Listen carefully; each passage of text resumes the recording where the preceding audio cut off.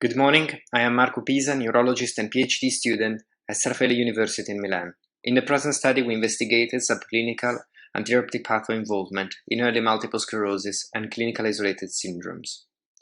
We know that multiple sclerosis not only features optic neuritis, but also subclinical optic neuritis and a progressive retinal neuroaxonal loss. The pathogenesis of this progressive neuroaxonal loss at retinal level is still under debate. It is, however, clear that whatever mechanism affect the retina of MS patients also affect the rest of the CNS alike. In fact, neuroretinal thinning over time is clearly associated with several measures of disease burden, such as EDSS, cognitive impairment, brain and spinal cord atrophy. And more recently, it has been shown that ENL, the inner nuclear layer, reflects neuroinflammation, as it undergoes a transient swelling in active MS patients. The aim of the present study was to define the role of OCT as a marker of neurodegeneration and inflammation in early multiple sclerosis, and to test the sensitivity of OCT and VEPs in detecting subclinical optic nerve involvement in CIS.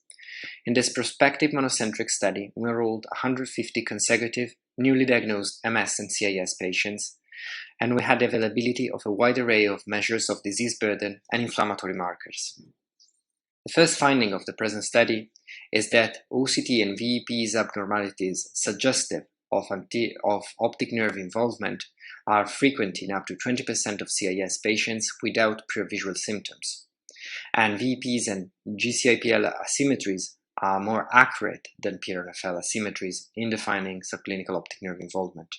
Moreover, patients who display these abnormalities have show a higher disease burden, suggesting that these abnormalities are a meaningful expression of the dissemination of MS pathology.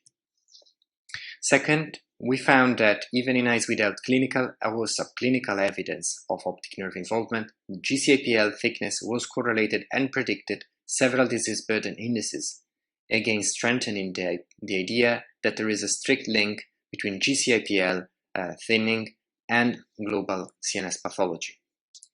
As an insight into this mechanism, we found that 1 to 3 months after a relapse, there is an increase in the thickness of the ENL, which is counteracted by steroid treatment. What can be the pathogenesis of this phenomenon? We know that Müller cells, which is the main cellular component of the ENL, respond to ganglion cell loss by changing their morphology and physiology. And in this process, they undergo hypertrophy and cellular edema. We also know that after optic nerve involvement, ganglion cell loss occurs 1 to 2 months later. Therefore, we can hypothesize that the ENL swelling we see may be due to a subclinical optic nerve involvement during the inflammatory flare of a non-ocular relapse, which then causes ganglion cell loss and Müller cell hypertrophy. This hypothesis could also explain the link between retinal neurodegeneration and global disease burden. I would like to thank all the co-authors of the study, the Experimental Neurophysiology and the Clinical Neuroimmunology Unit of the Institute of Experimental Neurology, and the Multiple Sclerosis Center of Raffaele Hospital in Milan. Thank you for your attention.